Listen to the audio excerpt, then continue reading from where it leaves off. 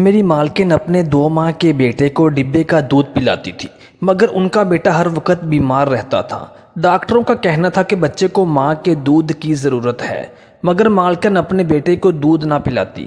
مالکن نے مجھے کہا کہ میں تمہیں 50,000 دوں گی، تم میرے بیٹے کو اپنا دودھ پلا دیا کرو۔ میں 50,000 کا سن کر مان گئی۔ میں مالکن کے بچے کو خوش ہو کر اپنا دودھ پلاتی، مگر جس وقت بھی دودھ پلاتی بڑے مالک میرے سر پر کھڑے رہتے اور بچے کو دیکھتے رہتے۔ مجھے بڑی شرم آتی، مگر میں انہیں کچھ نہ کہتی، کیونکہ مجھے 50,000 جو مل رہے تھے۔ ایک روز آدھی رات کو بچے کو دودھ پلانے گئی تو میرے ہوش اڑ گئے۔ جب میرا نام روبی ہے، میرے شوہر کی تنخواہ بہت قلیل تھی، بہت مشکل سے گھر کا گزارا ہوتا تھا۔ پھر اس پر میرا بیٹا جو ابھی 8 ماہ کا تھا، اس کے پھٹے پرانے کپڑے دیکھ کر مجھے رونا آ جاتا تھا۔ میرے پاس تو کھانے کے پیسے بھی نہ ہوتے تھے۔ ایک بار میری پڑوسن نے مجھے ایسی بات کہی کہ میں سوچ میں پڑ گئی، لیکن مجھے لگا کہ شاید میرا شوہر مجھے اس بات کی اجازت نہ دے، کیونکہ اس کام کی نوعیت ہی کچھ ایسی تھی۔ وہ کہنے لگی کہ اس کے جاننے والے ہیں جنہیں ایک ایسی عورت کی ضرورت ہے جو ان کے بچے کی رضائی ماں بن سکے، یعنی اسے اپنا دودھ پلا سکے۔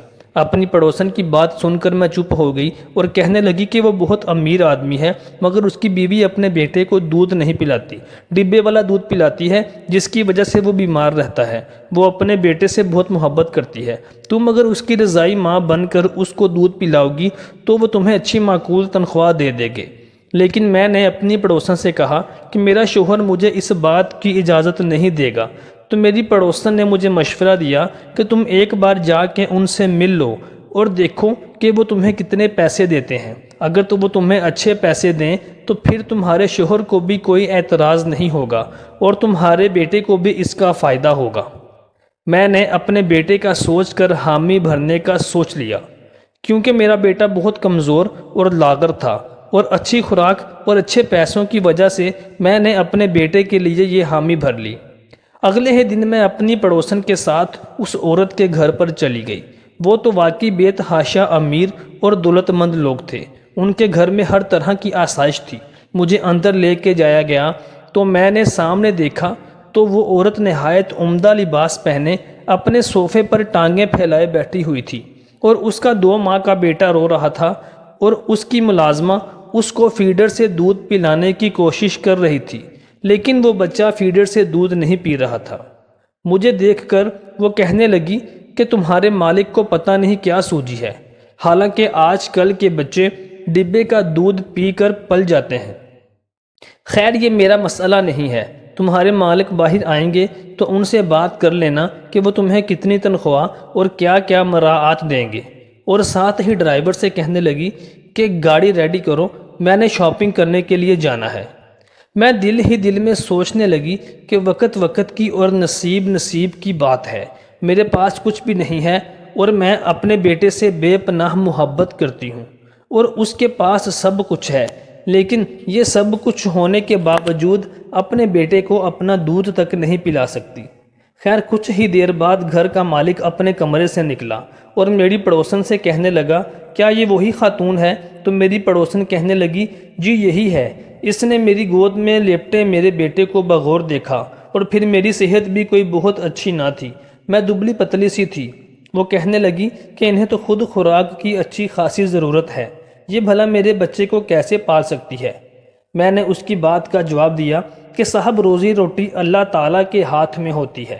جس رب نے بچوں کو خوراک کا ذریعہ بنایا ہے، وہ طاقت بھی دے دیتا ہے۔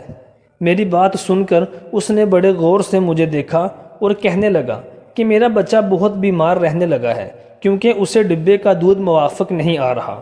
ڈاکٹر کہتا ہے کہ اس کو ماں کے دودھ کی ضرورت ہے، اور میری بیوی کسی بھی طور پر راضی نہیں کہ اپنے بچے کو اس کا یہ حق دے۔ میں اپنے بیٹے کے لیے بہت پریشان رہتا ہوں۔ میں نے کہا کہ آپ مجھے کتنے پیسے دے سکتے ہیں؟ میرے اس سوال پر کہنے لگا کہ جتنے آپ چاہیں گی میں دے دوں گا، مجھے پیسے دینے میں کوئی قباحت اور اعتراض نہیں، بس میں یہ چاہتا ہوں کہ میرا بیٹا ٹھیک اور تندرست رہے۔ اس نے مجھے مہینے کا 50,000 کہا۔ یہ سن کر تو میری آنکھیں حیرت سے پھٹی کی پھٹی ہی رہ گئیں۔ یہ میری ضرورت سے اچھے خاصے زائد پیسے تھے۔ جب میں نے اپنے شوہر کو بتایا تو پہلے تو وہ خاموش رہا، لیکن تھوڑی سی پیش رفت کے بعد اس نے مجھے اجازت دے دی۔ اگلے روز جب میں اس بنگلے میں گئی تو میرا مالک گھر میں ہی موجود تھا۔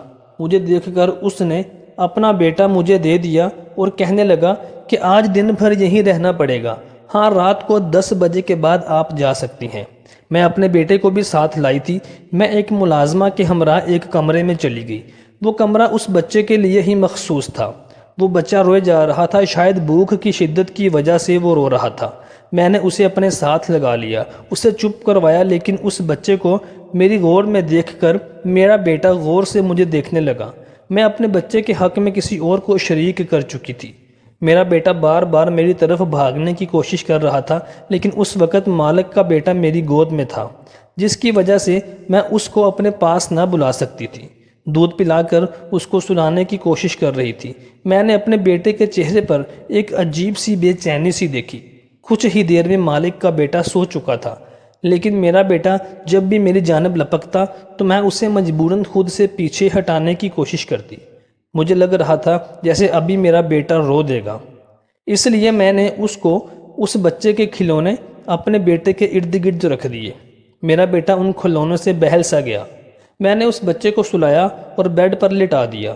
کمرے میں اے سی بھی آن تھا اور میرے اپنے بچے کو بھی بھوک لگ رہی تھی۔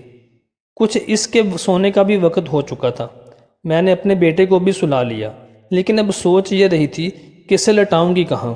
ابھی کچھ ہی دیر ہوئی تھی کہ کمرے کا دروازہ کھلا اور ایک ملازمہ کمرے میں داخل ہوئی۔ اس کے ہاتھ میں دودھ کا گلاس تھا۔ وہ اس نے مجھے تھما دیا۔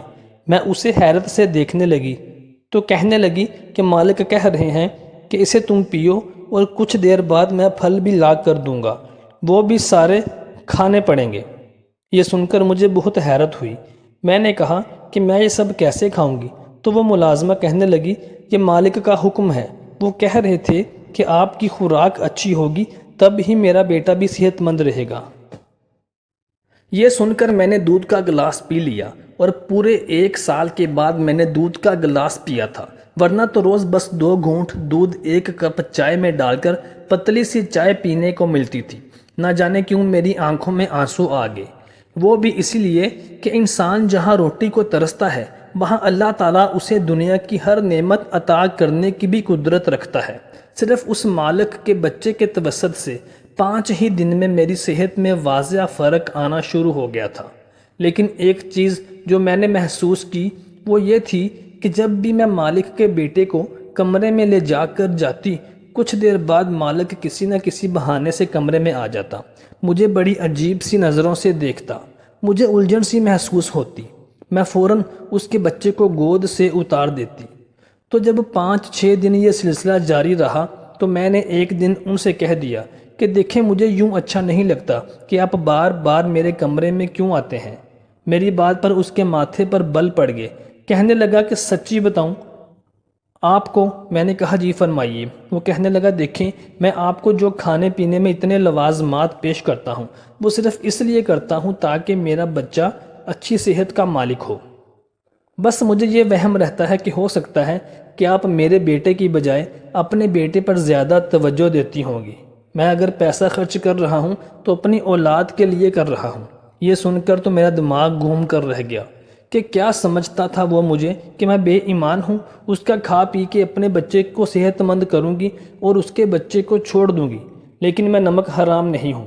میں نے اس کو کہا کہ آپ کو ایسے شک کرنے کی قطعاً ضرورت نہیں ہے، اگر آپ کو شک ہے تو آپ کسی اور عورت کو رکھ لیں۔ یہ کہنے کے بعد میں نے اپنا بچہ گود میں اٹھایا اور باہر جانے لگی۔ وہ مجھے پیچھے سے پکارتا رہ گیا، لیکن میں 1 منٹ بھی وہاں پر نہ رکی اور اپنے گھر آ گئی۔ میں غریب ضرور تھی لیکن بے ایمان نہیں تھی۔ اتنی باتیں سننے کے بعد بھلا میں وہاں کیوں رکھتی؟ اپنے بچے کا حق اس کے بیٹے کو دے رہی تھی، اس کا خیال بھی رکھتی تھی۔ جب تک میں وہاں ہوتی تھی اس کے بچے کو سنبھالتی بھی تھی اور اپنے بچے کو اس کے کھلونوں سے بہلاتی رہتی تھی۔ حالانکہ میرے بیٹے کا حق تھا کہ میں اسے توجہ دیتی۔ اسی رات مجھ پر ایک اور مصیبت ٹوٹ پڑی۔ میرا شوہر واپس گھر آ رہا تھا کہ راستے میں اس کا ایکسیڈنٹ ہو گیا اور مجھے فون آیا۔ کسی نے مجھے یہ بتایا کہ میرے شوہر کا ایکسیڈنٹ ہو گیا ہے۔ یہ سننا تھا کہ میں بے حد پریشان ہو گئی۔ جب تک میں ہاسپٹل پہنچی تو میرا شوہر فوت ہو چکا تھا۔ وہ بری طرح زخمی ہوا تھا۔ جب مجھے ڈاکٹر نے آ کر بتایا میرا شوہر اب اس دنیا میں نہیں رہا تو میں غش کھا کر گر چکی تھی۔ کبھی اپنے چند ماہ کے بچے کو دیکھتی تو کبھی اپنے شوہر کے مردہ وجود کو دیکھتی۔ میں پھوٹ پھوٹ کر رونے لگی۔ سمجھ نہیں آ رہا تھا کہ اب زندگی میں کیا ہوگا۔ جب میرے شوہر کی تدفین ہو گئی تو پھر مجھے محلے بھر میں یہ چمگوئیاں سننے کو ملنے لگیں کہ میں جوان اور حسین ہوں اور میں اپنے بچے کو کس طرح سے پالوں گی۔ جب اگلے روز گھر کے دروازے کے باہر ایک گاڑی آ کر رکی تو یہ چمگوئیاں مزید بڑھ گئیں۔ گلی کے بچے اس گاڑی کے ساتھ بھاگتے بھاگتے آئے تھے۔ ہر کوئی دیدے پھاڑ پھاڑ کے اس بڑی گاڑی کو میرے گھر کے سامنے آتا دیکھ رہا تھا۔ تبھی ہمارے گھر کا دروازہ کھلا اور وہی بنگلے کا مالک گھر میں داخل ہوا۔ گاؤں کی عورتیں تو منہ کھول کر اس کو دیکھتی رہیں، جبکہ مالک سب کو نظر انداز کرتے ہوئے میرے پاس آئے۔ حالات کی نزاکت کا ان کو اندازہ ہو چکا تھا اور میرے شوہر کی خبر ان کو مل چکی تھی۔ انہوں نے تعزیت کی اور کہنے لگے کہ تم فکر مت کرو، دراصل میں تمہیں یہی بتانے آیا تھا کہ میرے بیٹے کی طبیعت بہت ہی خراب ہے۔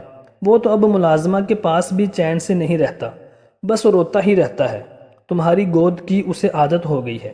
مجھے تم سے یہی کہنا تھا کہ تم واپس آ جاؤ، میں اپنی غلطی پر معذرت خواہ ہوں، تمہارے ساتھ پھر کبھی بدتمیزی نہیں کروں گا۔ اس روز بس اپنے بچے کو لے کر تھوڑا سا حساس ہو گیا تھا، کیونکہ جس بچے کی سگی ماں اس کی سگی نہیں بن سکتی تو بھلا اس کی رضائی ماں پر ایک دم سے کیسے یقین کر سکتا تھا۔ مالک بھی اپنی جگہ پر ٹھیک تھے۔ انہوں نے میرے ہاتھ میں کچھ پیسے رکھے اور وہاں سے چلے گئے۔ میرے شوہر کی تدفین کو 20 دن ہو گئے تھے اور مجھے بھی اب رہ رہ کر اپنے مالک کے بیٹے کا خیال آتا تھا۔ آخر وہ تھا تو معصوم بچہ ہی، اس کا کیا قصور تھا؟ چنانچہ میں نے فیصلہ کیا اور میں ایک دن دوبارہ بنگلے پر چلی گئی۔ مجھے دیکھتے ہی مالک کا بچہ کھل اٹھا اور میری گود میں آنے کے لیے مچلنے لگا۔ میں نے اس کو پکڑا اور اس کو دودھ پلانا شروع کر دیا۔ وہ مجھ سے خوب مانوس ہو چکا تھا۔ خیر اب میں نے دوبارہ اپنی روٹین کے مطابق بنگلے پر جا کر اس مالک کے بیٹے کو دودھ پلانا شروع کر دیا۔ ایک دن مجھے مالک کہنے لگے کہ تم اب اپنے گھر پر اکیلی ہو تو میں تمہیں مشورہ دوں گا کہ تم میرے گھر پر ہی رہ لو۔ سرونٹ کوارٹر میں تمہیں ایک کمرہ مل جائے گا، وہاں پر دوسرے ملازمین بھی رہتے ہیں اور تمہیں بھی آنے جانے میں دقت نہیں ہوگی۔ میں نے سوچا کہ بات تو ٹھیک ہے، اپنے گھر پر آنے جانے میں وقت بھی صرف ہوتا ہے اور خرچہ بھی آتا ہے۔ چنانچہ میں نے مالک کی بات مان لی اور انہوں نے مجھے سرونٹ کوارٹر میں ایک کمرہ دے دیا، جہاں پر میں اپنے بیٹے کے ساتھ رہنے لگی اور اس کے بچے کو بھی پالنے پوسنے لگی۔ ایک دن مالک کی بیوی کے ساتھ مالک کی بہت زیادہ لڑائی ہو گئی اور وہ اپنے بیٹے اور شوہر کو چھوڑ کر گھر سے چلی گئی۔ اب اس کا بچہ سارا دن میرے ساتھ ہی رہتا تھا۔ ایک دن میں نے اس کے بچے کو دودھ پلا رہی تھی کہ مالک میرے کمرے میں آئے اور کہنے لگے کہ میں تم سے کوئی ضروری بات کرنا چاہتا ہوں۔ میں نے پوچھا کہ بتائیں کیا بات ہے؟ تو مالک کہنے لگا دیکھو میرا بیٹا تم سے بہت زیادہ مانوس ہو گیا ہے اور تم بھی ابھی جوان ہو اور تمہارے آگے پہاڑ جیسی زندگی ابھی باقی ہے۔ میں چاہتا ہوں کہ تم میرے گھر میں ہی میری بیوی بن کر رہو اور مجھ سے شادی کر لو۔ اپنے مالک کی یہ بات سن کر میرے پیروں تلے سے زمین نکل گئی۔ میں نے کہا میں ایسا کیسے کر سکتی ہوں؟ میں اتنی غریب اور عام سی عورت ہوں اور کہاں آپ کا اتنا بڑا گھر اور آپ خود بھی اتنے بڑے آدمی ہیں۔ تو مالک مجھے سمجھانے لگا کہ اس میں تمہارا ہی فائدہ ہے، میں تمہیں زبردستی نہیں کہتا، تم کچھ دن سوچ لو۔ مالک کے جانے کے بعد میں سوچنے لگی اور پھر آخر میں نے فیصلہ کر ہی لیا کہ اگر اللہ تعالیٰ نے میری قسمت کو بدلنے کے لیے میری زندگی میں یہ موڑ دے دیا ہے تو میں ضرور اس موقع سے فائدہ اٹھاؤں گی۔ اور یوں میں نے اپنے مالک سے شادی کر لی۔ اب اس کو آپ میری قسمت کہہ لیں یا مالک کے بیٹے کی نیک دلی سے اور ایمانداری کے ساتھ پرورش اور تربیت کرنے کا اللہ تعالیٰ کی طرف سے ثمر کہہ لیں کہ اب ہنسی خوشی زندگی گزار رہی ہوں اور میرا بیٹا بھی ہر طرح کی آسائش سے لطف اندوز ہو رہا ہے۔ محترم دوستو، انسان زندگی میں کب کن حالات کا شکار ہو جائے انسان کچھ نہیں کہہ سکتا۔ پھر جب کوئی مصیبت کوئی آزمائش انسان پر ٹوٹ پڑتی ہے تو انسان بے بس ہو جاتا ہے۔